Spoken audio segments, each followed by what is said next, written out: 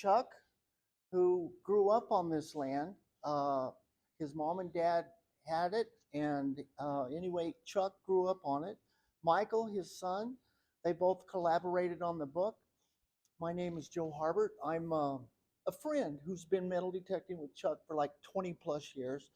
And over here is little Tim, and God love him. If we metal detect and he finds a piece of wire, he loves it. It makes me crazy. No matter what we find, he loves. With that said, I will turn it over to Michael. And once again, thank you for showing up. Well, thank you, Joe, and thank you to Dana and the Hugo Public Library for hosting us today. We're excited to present here for you today. We're just going to go ahead and get started this afternoon talking about Sand Creek. So we found the Lost Sand Creek site. That's the name of our book, and that's the Lost Sand Creek site is what we've called the location where my dad found over 4,000 Sand Creek battle and village artifacts on the Bowen family ranch.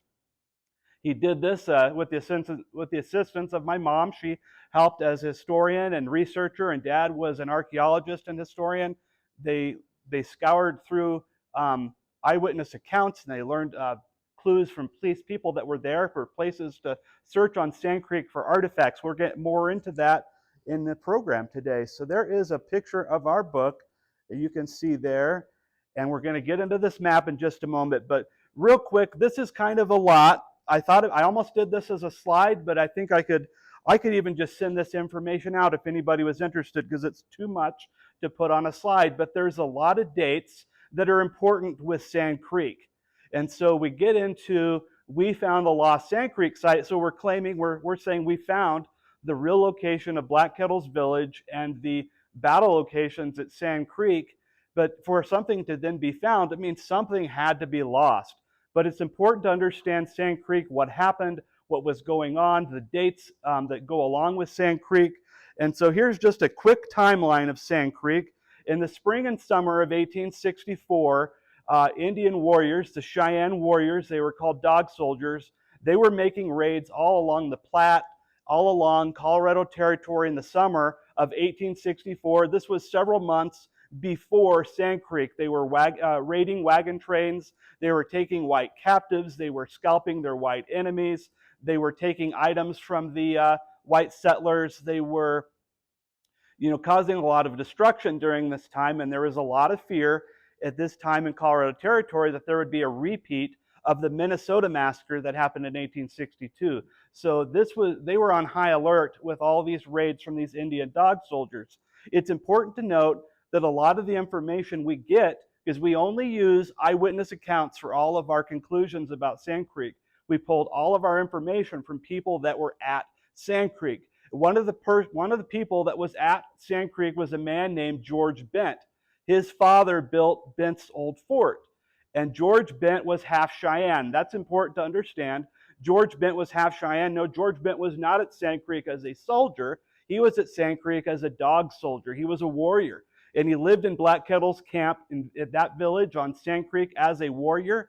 And later, in many years after Sand Creek, while he was working as an Indian agent in Colony, Oklahoma, George Bent wrote letters to historians that were asking him questions about his Cheyenne life. They were asking him questions about his time at Sand Creek. And so there's all of this documentation from George Bent that's been preserved all of these years that gives us great insight into Sand Creek from an eyewitness. This information's been essentially buried over the years, and people don't really share it.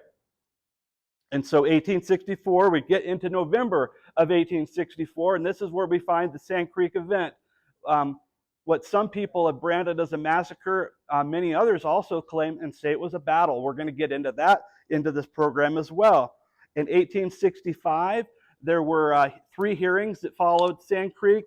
1868.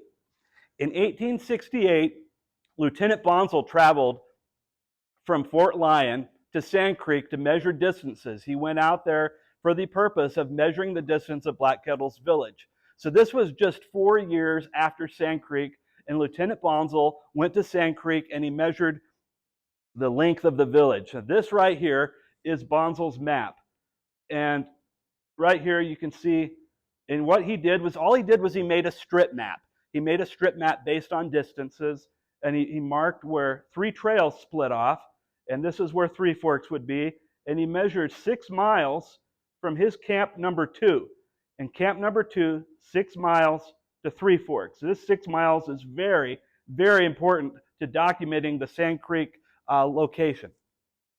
And just above his camp number 2, within this 6 miles, Bonsall documents the location of Black Kettle's village right in here. And we're going to come back to this map later in the program. So that's just kind of a sample of what that looks like. That was in 1868, just 4 years after Sand Creek. So there would have been visible things like burned teepee remains. There had been something that he could discern to say this is where the village was. It was very long. He measures about 2 miles, over 2 miles of the village. That was in 1868. 1894, the USGS, there's a topo map that comes out. And so it's important to note that before this, nothing had been surveyed, but this topo map comes out. And, Sand Creek is not marked on this topo map. And so that's important to note. And so we'll come back to this topo map idea in a minute. In 1908, because by 1908, it's important to know that Sand Creek was never documented. The location was never, there's nothing left. After all Bonsall did was he said it was, 6 miles down the creek from Three Forks. And so he measures 6 miles, but there was no physical marker placed there by Bonsall or an eyewitness. That's important to note. And so in 1908, 4 veteran soldiers decided to hold a reunion, and they met up and they got off the train at Kit Carson and they went down Sand Creek. We do not know how far down Sand Creek they went, but they went down Sand Creek, and with the attempt to mark the spot, 4 veteran soldiers, and on this journey, they met several people. They met people that owned land. They had people that had ranches. They met people, they met cowhands. Every single person that they talked to in these few days, they were trying to mark where they fought and where the village was. Every single person had a different idea where Sand Creek was located. No one had, and there was no common agreement between 2 of any of them that agreed on the spot. So they left in 1908. The site was left unmarked. This is important to note. In 1908, these 4 veteran soldiers made an attempt, and this is all in great detail. This is in detail in our book. You can read about these veteran soldiers in our book. We do have that with us. And so they leave. So 1913, this is during the time where Bent is writing letters back and forth with historians, and this topo map is very important because there's a historian. His name was George Hyde, and George Hyde and George Bent.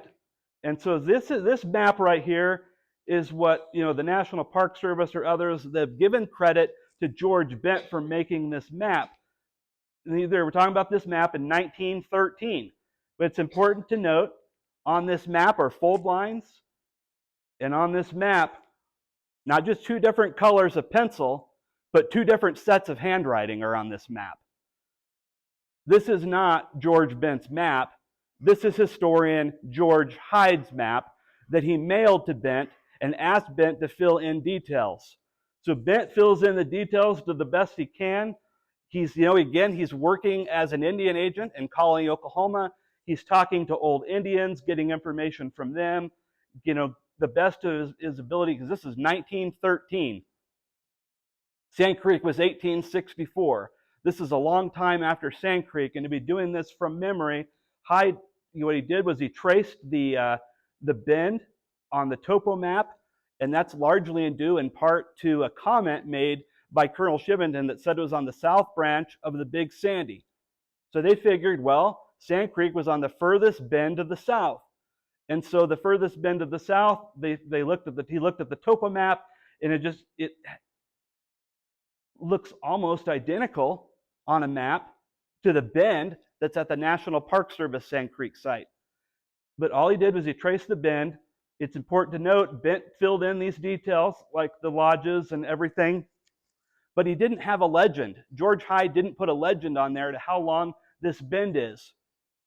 Because at the National Park Service site, the bend, this area, is only about 1/4 of a mile long. Now, George Bent said in another letter to George Hyde that their Indian villages were always 2 to 3 miles long. Now, 2 to 3 miles long doesn't fit here, not in a quarter-mile area. It just doesn't fit. And so this map is largely responsible for what is now the National Park Service Sand Creek site. This was something that was used in a big way to mark that site, all because everyone assumed it was the bend furthest to the south. But again, this area was never documented by an eyewitness, and that's important to note. So we're going to keep going through this timeline.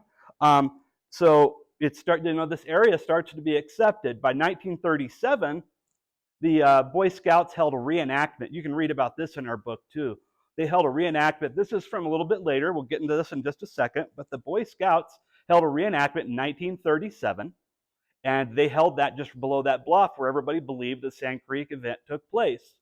And so that's where people believed it was. You go another about 13 years later, in 1950, a stone monument was put up. It was put up right up on this hill. And you come up a little bit further. So this area has been accepted. 1970, my dad hosts his first Sand Creek tour.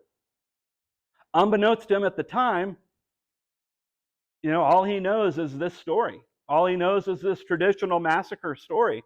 He doesn't know that, what he'd end up finding up the creek about 2 miles. He was not aware of that at the time. It's about 25 years before that. But he held his first Sand Creek talk in 1970 at what was considered the traditional Sand Creek site. So 1970, and then, he's been interested in Sand Creek his whole life. He grew up on Sand Creek. Their family ranch was on Sand Creek, just up the creek from this bluff, about just under 2 miles from there. So that's important to note. Sand Creek was Dad's backyard. He knew Sand Creek like the back of his hand, and that's going to be very important when they start searching for artifacts. But 1970, nothing really happens with Sand Creek for a while. You get into the early 90s, though, and there's a lot of interest in Sand Creek. And there's actually one thing on here I forgot to put on my timeline. There was a man named Fred Warner, and in the late 1980s into the early 1990s, Fred Warner would take trips to Sand Creek just below this bluff, and he would search this area. I mean, they would go and search a large area looking for Sand Creek artifacts. And he would make multiple trips. He was accompanied by people that were very, very, successful with using a metal detector. There's a man that went with them several times. His name was Larry Fennell.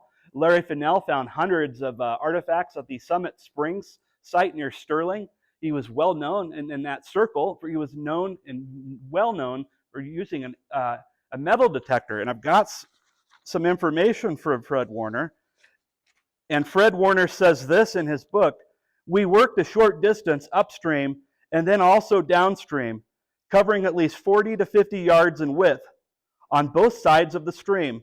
I'm sorry to say that we found only junk items. We found no battle artifacts," Warner said. On another trip with his acquaintance and friend Bob Larzalaire, Bob and I were a bit disappointed that we didn't find any historical relics at Sand Creek. Hopefully on a future trip to Sand Creek, we will find some of the elusive historical relics which we feel certain are still buried. It's interesting, a few things that he says there. He was certain the artifacts were still buried. He was correct. However, the artifacts were not buried anywhere below this bluff or near this bluff. Multiple teams have gone out here searching for artifacts where it was historically said that the Indians were camped. Not a single bullet was found in that location. Not a single village artifact was found in that location. They were all found starting over a mile up the creek from there. So that's when we get into the early 1990s with Fred Warner. 1993, this is when my family starts to get involved in Sand Creek again. In 1993, an independent archaeologist named Jim Kopke contacted my dad through my grandparents that owned the Bowen family ranch. My dad's parents owned it. So Jim contacted them. He had a friend that he did history work with and metal detecting and such. And Jim was sure that the monument was in the wrong spot. And this is in 1993.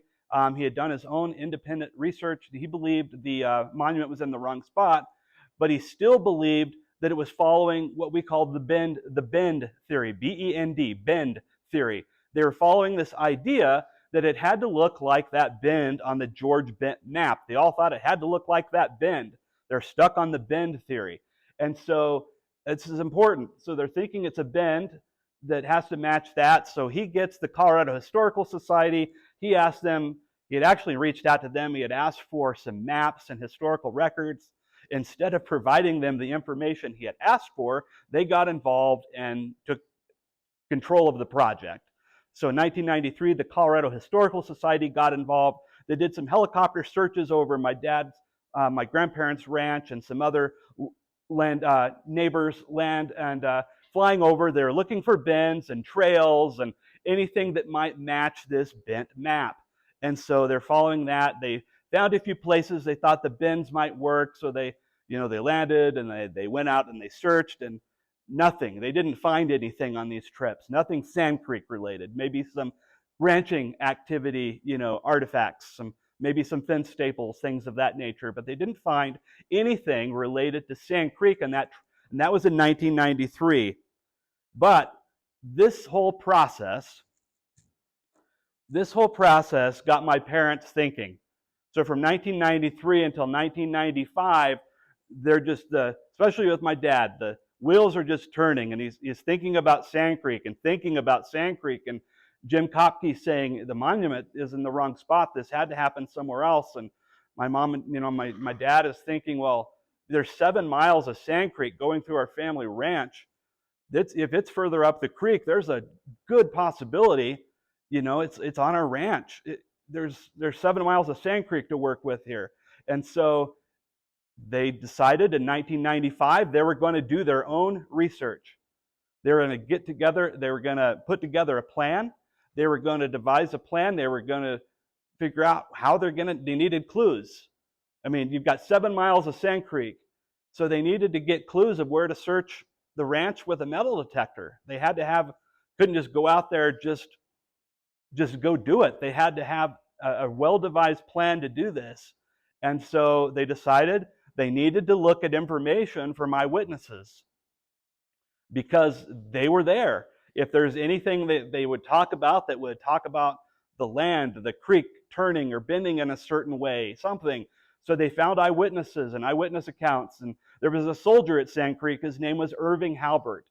And he provided the best clues for my parents to search for artifacts.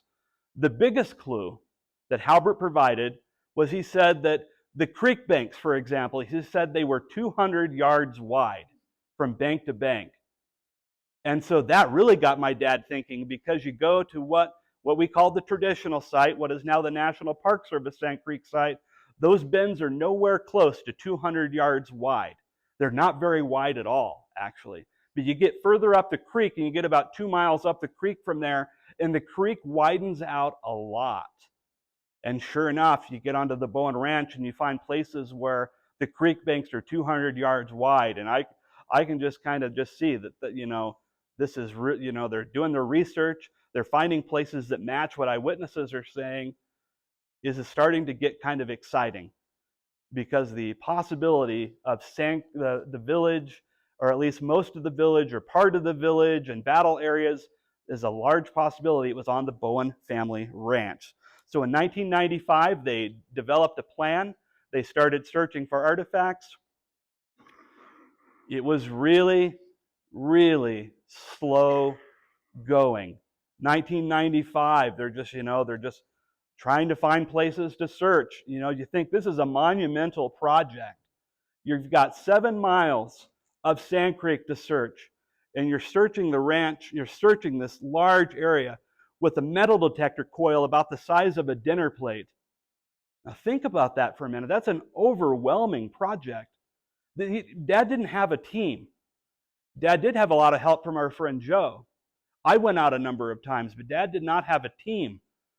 It was himself most of the time and Joe a lot, but there was not a team of people out there. This is a large area to cover. 1995, 1996, it's just really slow going. It's almost discouraging at this point. He's not really finding anything. 1996, it's just, I mean, what's the point? It's just so not finding anything. But he's determined. In 1997, he keeps going. And he's not finding much to start out in 1997. What changed? I wasn't there, but it was just kind of like he finally just got onto the right spot, following these clues from people like Irving Halbert, which you can read more about in our book. Another clue that Irving Halbert gave, he said that they got to the top of a ridge, and away off in the distance, they saw a large Indian village about 2 to 3 miles away. I'll get back to that ridge in here in just a moment. But in 1997, Dad starts finding artifacts. He starts finding teepee site locations. He starts finding bullets and some arrowheads and kettle fragment parts, and he starts finding hundreds and hundreds of Sand Creek artifacts. And then he just keeps finding more and more, and then get to 1998, October of 1998. You can read about this in our book. There's a copy of the notary in our book that my mom and dad decide they need to get their documentation for their discovery notarized because they had found enough Sand Creek artifacts. They had marked multiple teepee sites. They had marked battle locations. And so they got their documentation notarized that gives a date of stamp of saying that on this date, that's proving that by that date they had found this stuff. And it's very important that they had that documentation notarized because it's proof of what they found and when they found it. This is very important. So coming back to that ridge, Irving Halbert talks about this ridge. Why is this ridge important? Because from Fort Lyon to Sand Creek, well, the soldiers, they needed a guide. They needed someone that could lead them to Black Kettle's village. So Colonel Shivington compels Robert Bent to lead them from Fort Lyon to Black Kettle's village at Sand Creek. Well, there's a problem. Robert Bent, he's got two brothers in Black Kettle's village, George and Charlie. They're both dog soldiers in the village. And, obviously Robert doesn't want to he doesn't want to put his brothers in harm's way. You can read about this more in our book too, but on that 40-mile trip from Fort Lyon to Sand Creek, Robert makes some attempts to thwart the attack. Nobody talks about this because it doesn't fit the Sand Creek narrative. Robert Bent led them through a lake. He led them through one of the lakes on the way from Fort Lyon to Sand Creek, and the attempt was to what they called to, quote, wet the ammunition of the artillery. He wanted the artillery wet so that it would be of no use. He wasn't necessarily successful, but he did make an attempt. He had two brothers in the village. He made several attempts on their way. The last attempt that he did was he convinced Colonel Shivington that they needed to turn off the lodgepole trail. Because what would happen if they were to continue on the lodgepole trail, they would have gone right into the center of the village. Well, he didn't want to send them into the center of the village. We're going to get into stuff about Sand Creek that isn't talked about if you go to the Park Service or you read books from the Park Service or others involved in this. They turned off the lodgepole trail because this took them along a ridge that was about 100 feet higher, so it was higher than the village down below. And they were down below a couple miles, but they were in a spot where it's very early, the sun has not quite come up yet, and so they're silhouetted along this, walking along and going along this trail on their horses. So they're on the top of this ridge. And sure enough, in the village, there's a warrior. His name was Little Bear. And we get this straight from George Bent. This is not something we've made up. This is from George Bent, who was there. And he said that Little Bear got up that morning, very early, went across the creek and got up on a hill to go get his, called it a pony, go get his horse that morning. And what does the Little Bear do? He turns, he looks south towards the lodgepole trail, and he sees a long black line. They had turned off that lodgepole trail. He sees these soldiers as a long black line, so they're miles away, and he sees them. So what we're told just kind of a brief overview of this, the massacre story, this claim, is that these Indians were camped below this bluff. See, this bluff serves as a backdrop for the entire story. This bluff sets up the story that the Indians were camped in a place where they could not see or where they could not hear an approaching enemy. It puts them in a place where they would be sitting ducks, where they would not be able to fight back. And so this is important to note. This is a whole backdrop for this story. And in reality is that the soldiers turned off the lodgepole trail. Robert Bent did this intentionally.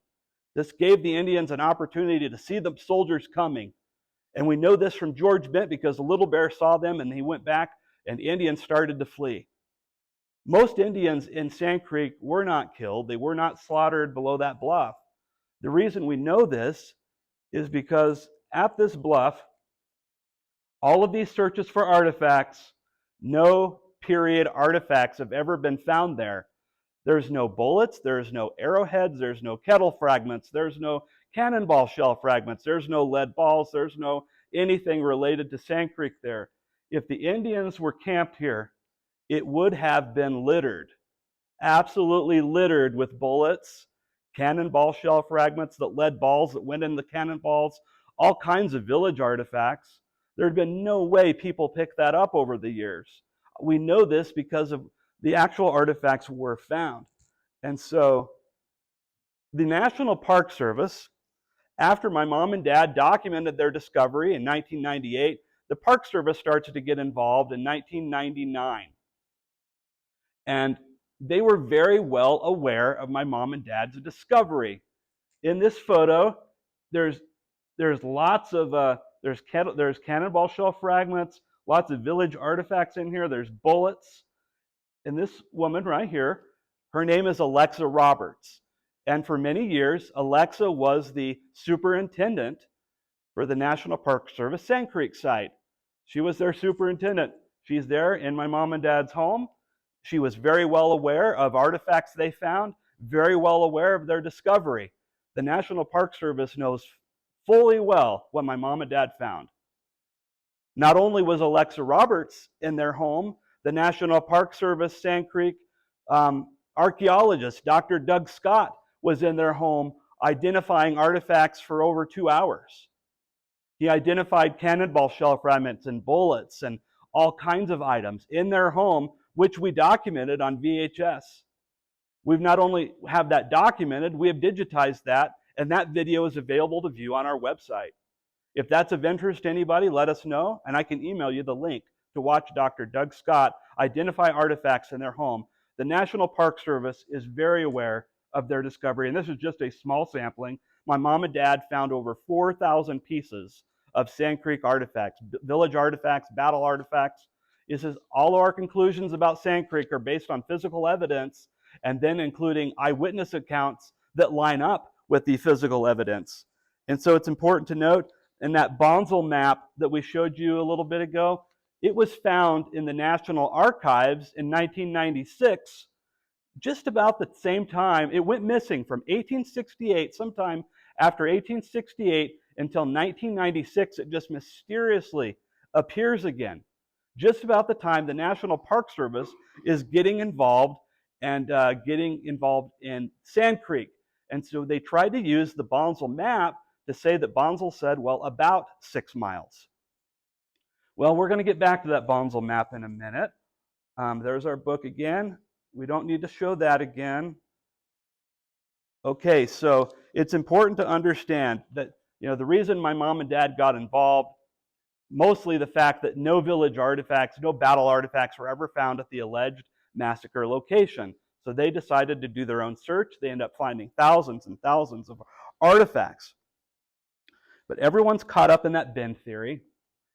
And so something happened during discovery, and my dad learned something, is that when Colonel Shivington made the comment that Sand Creek was on the south branch of Sand Creek, Colonel Shivington was not talking about a specific bend. Colonel Shivington was talking about a region. The region where there's this big bend of Sand Creek. And the creek bends and makes a big bend. You get down in this area and it makes a big bend. You're talking about the Big Bend region of Sand Creek, not a specific bend. So everyone stuck on that bend idea was not going to find artifacts because they're in the wrong spot. The artifacts prove it wasn't a bend. The artifacts prove it was up the creek from that bend. But just for some context, just to show how spread out things are, this is the Sand Creek Battleground Monument. By the way, this monument is no longer there. They took it down about 2 years ago. There's more, I guess, more cancellations of monuments and such across our country. But this monument is gone. It was sat right about there on what they called Monument Hill. This is kind of just shows some context of how spread out this is. And there it is without the picture. You can kind of see how spread out it is. And there it is. This is the Bowen property line going through here, and it's way off in the distance. And my dad is doing an interview with a man named Doug Whitehead. And Doug was with CBS Channel 4 in Denver, and they did a program on my mom and dad's Sand Creek Discovery. They interviewed Dad for their program. It's called Colorado Getaways, and it aired on CBS 4 a number of years ago. We have that video up too. I believe that's on our website. And just to show how far that monument, you can't even see it. How far, and we were talking, mile and a half, almost 2 miles from this fence to that where the monument was. And now, the village would have been starting kind of in this area, close to the trees, roughly. The monument's way above where the village even started. This photo is just to show context, and also all of these trees, they would not have been there in 1864. This would have just been wide open prairie back in 1864. And there were a couple trees that we believe were witness trees to the 1864 battle, but those trees would have come up after 1864. This is just wide open prairie. So we showed you below that bluff where it's alleged where they were camped. Well, they were actually camped in a spot where they could and did see an approaching enemy from miles away, and they did, and in fact, flee and start running up the creek. We do know that they fled up the creek. We know that they, most of the Indians that were at Sand Creek actually survived. Another thing that isn't really talked about a lot with Sand Creek is the issue of combatants. This is an important element that we've learned from Discovery about Sand Creek, is that we have to look at this. I think it's important to look at this through an 1864 lens, because the white culture and the Indian culture were very different. When they talk about women and children killed and attacked at Sand Creek, there was some. However, we need to understand that young Indian boys, maybe as young as 9 or 10 years old, were taught how to use a bow and arrow at a very early age. It was likely that 10, 11, 12-year-old Indian boys would have been combatants at Sand Creek. Now, I'm not saying this isn't a tough reality, but the reality is this. There were soldiers at Sand Creek that had to make a decision.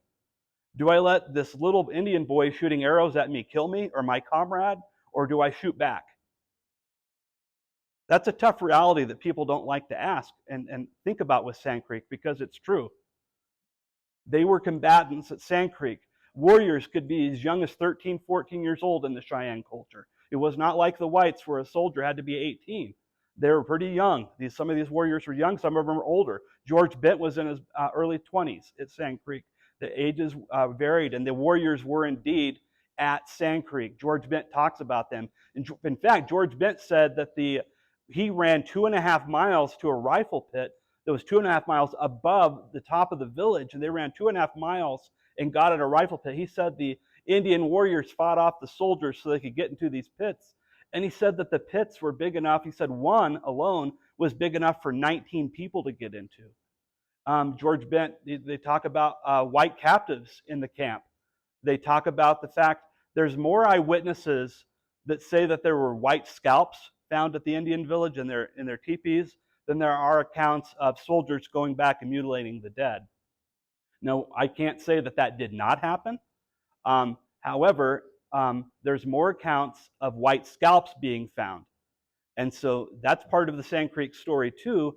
And the Sand Creek story is that Governor John Evans of Colorado Territory made many pleas to the government for help because of all of the Indian raids happening in the spring and summer of 1864. He made many pleas for help, so they formed the Colorado Third, and the Colorado Third was joined with some of the Colorado First, and they went to Sand Creek not that long before their 100 days were up, but they went to Sand Creek to fight back. They went to Sand Creek to fight warriors, that warriors were in the camp. There's that narrative that says the warriors were all off hunting. My question is for you, if you're a diehard massacre believer, we were too. That's all we knew was the massacre claim, but it's important to understand this. If the warriors were all off hunting where? How would they get their hunts back to the village? We need to use some critical thinking here. Indians were very smart, resourceful people. Very smart and resourceful. They would not have camped, for one thing. They would not have camped below a bluff where they would have not only, it would have placed them in a place where they couldn't see an approaching enemy. It would have blocked them from the warmth of the sun.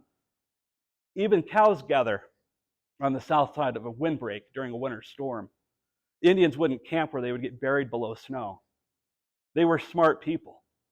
They were resourceful. And in reality, we get this from George Bent, Indians would not have traveled very far to hunt. They would have stayed close to the village. In case there was a problem, for one thing, they could get back to the village quickly. And another problem, they had to get their hunts back to the village. Not like they could load up a pickup and get their stuff back from the mountains. They didn't travel very far away from the village. They would go make raids, but they would go make raids on horses, and then they'd be back probably by evening. But they didn't go make hunting trips away from the village. That is just debunked by George Bent, who was one of them. And so we see there how spread out things were. We're going to come back to this in just a moment. But over the years, my mom and dad finding thousands, over 4,000 pieces of artifacts. We'll come back to this Bonsall map and how it correlates to where artifacts were found. But it's important to understand, and I think it's important to hear from somebody that went out there with mom and dad. And so I'm going to ask Joe to come share for a little bit and come talk about some of the artifacts they found. He's got some really fun stories. Joe has got a chapter in the book. You'll want to make sure you read that in our book. And so I'm just going to ask Joe to come up and come share about what you found, Joe. I've been going with Chuck for 20 plus years. I didn't realize that till he told me. I thought, holy cow, we've been out there forever. And everything has a story to me, and I always wonder what's the story. The first thing I actually found that amazed me, and it's just a spur, but it was buried about 8 or 9 inches in the ground. And I remember it had rained the day before, and our metal detectors just seem to go a little deeper when it rains. But the first thing I found was this, and I thought, gosh, did the guy even know he lost it? Was he chasing someone? Did the horse throw him? My mind just goes crazy with stuff, but I thought this was amazing. And for how deep I found it, holy cow, out in the middle of nowhere.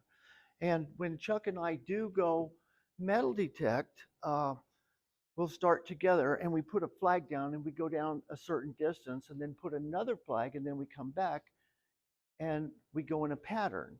And every time Chuck finds something, he takes a picture of it and he GPSs it. So back home, Chuck, exactly where I found this. He could take you to the actual spot that we found this thing. The next thing is little bitty, and you can't, maybe the redheaded people in here, can you see this?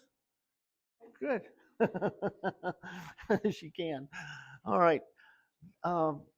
Chuck and I was metal detecting. We didn't find much that day. And we finally kind of walked together, and there was a little cow trail. And if you have cows, I don't, but they're little trails for such a gigantic creature. But anyway, we set our metal detectors down, and the thing just goes off in the trail. And I dig it up, and here goes Chuck. Oh, It's a star. It's a metal star. This would fit on a nickel. And I thought, everything we dig up, Chuck knows what it is. It makes me crazy. He was born in the wrong century. Um, this is a metal star. Okay, Chuck, what is this? He informed me, oh, that goes on star tobacco. And I thought, what? Star tobacco? Well, in our age, uh, guys, gals maybe, there's a little can, it's a little circle, and the guy puts it in his back pocket and it's tobacco. And you get that can out. Well, this tobacco came in a cube and it was wrapped up, and the name Star Tobacco, and that little metal came with the tobacco.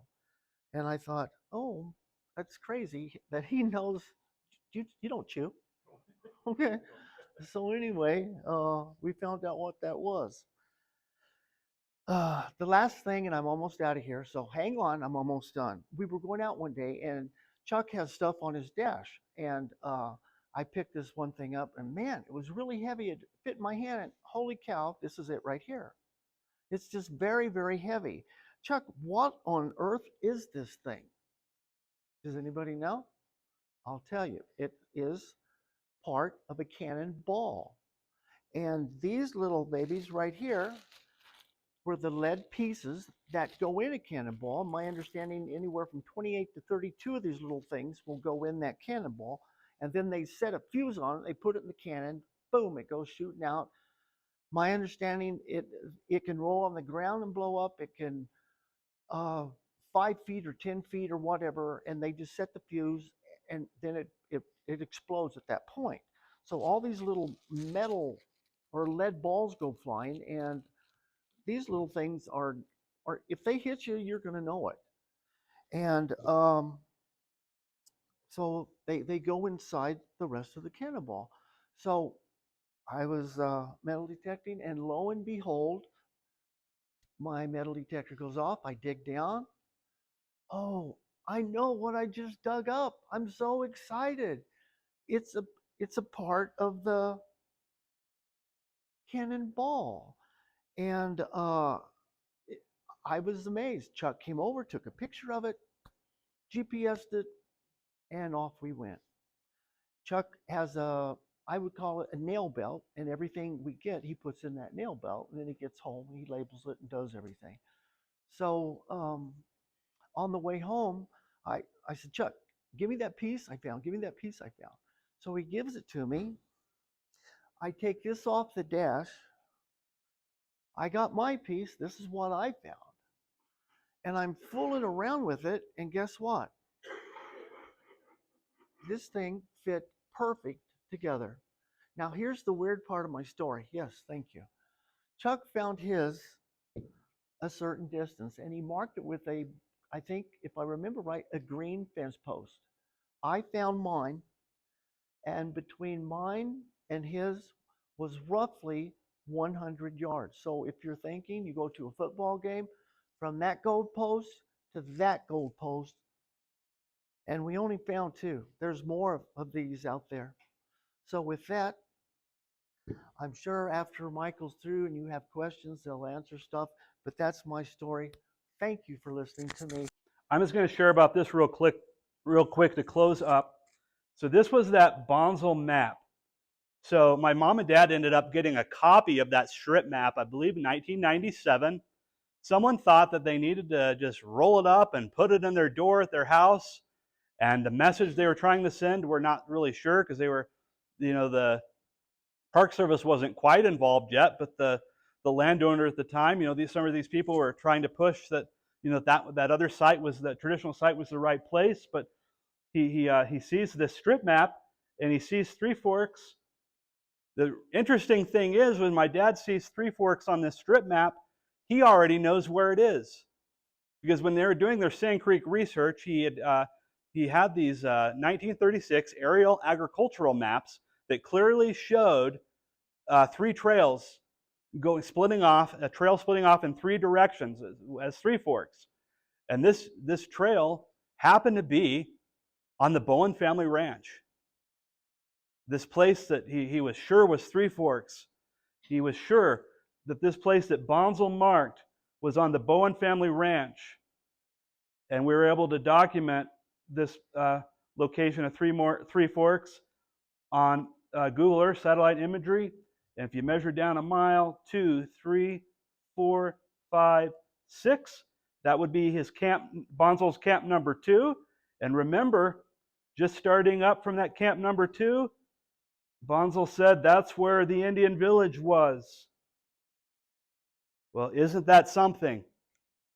That 6 miles down from this Three Forks, and you come up just a little bit, and sure enough, in that area, just as Bonsall's strip map showed, my dad had found that's where he was finding lots and lots of Sand Creek, especially village artifacts. Battle artifacts, it's actually important to understand that there was very little battle artifacts ever found in the village location. Most battle artifacts are actually running battle locations that go in multiple directions.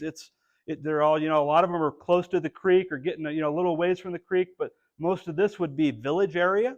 But it's important to note that these are two separate things at Sand Creek. The village site and the running battle sites, they're two separate locations. Very little fighting took place in the village, and we know this now from physical evidence because of where he found village artifacts and where he found battle artifacts in the village. And a lot of the battle artifacts started on the opposite side of the creek from the village. And then that extended going up the creek and going in different directions because they fled, and they would flee up the creek and then go in different directions. So we know this from physical evidence that it's amazing how a strip map in 1868 is verified by satellite imagery today. That's incredible, all based on physical evidence. So you can see Road 50 goes through here, and this right here, all the way down here this was this camp number 2, and you get down the creek is where the monument was. So you're going over a mile up the creek, almost a mile and a half or so from where most village artifacts started to be found. This is a long way. Their National Park Service site isn't anywhere close to the location of Black Kettle's village and battle sites. And so this starts to kind of change the story a bit because we have a village location and we have running battle locations. That's what Irving Halbert said. He was a soldier. He said it was a running battle and that that the soldiers fought warriors. And it wasn't just this fight against feeble women and children. There could have been, and there would have been also, and there was also deaths of Indians from men, women, and children from cannonball shell fragments. But at this time, and looking at this through an 1864 lens, Sand Creek was not just fighting back, but it was called for by General Curtis. A general called for these soldiers to come and fight back.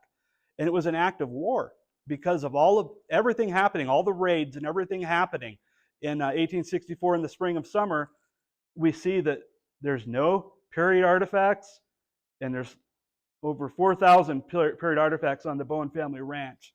So that's pretty telling to the Sand Creek story. Very important. It's just important to note that the battle and village sites are two different locations, two different events. And the firing of the cannonballs would have been the first event because the cannons are only effective when you have a large amount of the enemy in one location. But because Indians were scattering, they had such a short window to shoot those cannonballs, and they found lots of cannonball. My dad found several cannonball fragments, enough to put several together. So we know though from physical evidence and eyewitness accounts, the cannonballs firing would have been about the first thing, and then they would have had to then just chase fleeing Indians as they did. We know from period artifacts, and we know that there were soldiers killed by warriors at Sand Creek. We know that from artifacts as well and from eyewitness accounts. I'm going to close out. I've got just a short piece from the book I think you will enjoy. And then we've got books available, so please stop and get a book on your way out and look at artifacts. And we've got this little excerpt from our book. Butch Kelly visited a month later to look at bullets and other artifacts I found. Butch is a local historian and an Indian Wars cavalry reenactor. He portrayed a soldier in Son of the Morning Star, a TV miniseries about George Custer and events prior to the Little Bighorn. He looked at a cavalry carbine swivel from a carbine belt, some spurs, a bit, and 3 or 4 things that could be identified as military, he said. Is there anything else? Butch said after looking at hundreds of artifacts. Wasn't this enough? What more could he want? I had some 5-gallon buckets full of things like barbed wire, fence staples, round nails, and even a hubcap from a Model T Ford. Well, there was the piece of cast iron on the dash of my pickup. It didn't seem worth mentioning. I thought about putting it in my bucket of junk, but I didn't know for sure what it was, so there it stayed, and it sometimes bounced awkwardly, hitting the windshield. I went to get it. There were some threads in it that could have had something like a pipe screwed in it. I handed it to him, thinking it was worthless. Do you know what this is? I had to admit that I didn't. I thought it could be a broken piece of a windmill weight. The old windmills had counterbalance weights instead of tails that are common on them today. Some of the early weights were ornamental and looked like barnyard animals like horses, pigs, or cows. Some were just simple round balls. Perhaps the threads were where it screwed into the windmill. I'll tell you what this is. He straightened his shoulders and looked directly into my eyes. I was not prepared for what he would say next. And I'm going to stop right there. The rest of the story, is in there. But I just feel an obligation to tell the truth. We're constantly told to trust the science in our society. We're constantly told to trust this or trust that. But here we have actual physical evidence showing where things happen, giving us clarity on not just where things happen, but what happened. That lines up with eyewitness accounts that have been buried because people don't like what they have to say. Sometimes truth is difficult. We've faced a lot of backlash for not going along with the massacre claim because the massacre claim isn't verified by the physical evidence. We've been told that it's just tough. You need to just suck it up and accept the truth. But in reality, the tough part is telling the truth in the midst of a lot of lies. The artifacts do not lie. They're the one piece of tangible evidence that gives us the truth about Sand Creek. The artifacts tell us where things happened, what happened. They tell a story. They tell a story of what actually happened at Sand Creek, of a battle between warriors and soldiers. And it's important. I feel an obligation to tell the truth. Thank you guys so much for coming today. We really, really appreciate it. Thank you again. If you did not get a book already, please stop and get one and visit with us on your way out today. Thank you.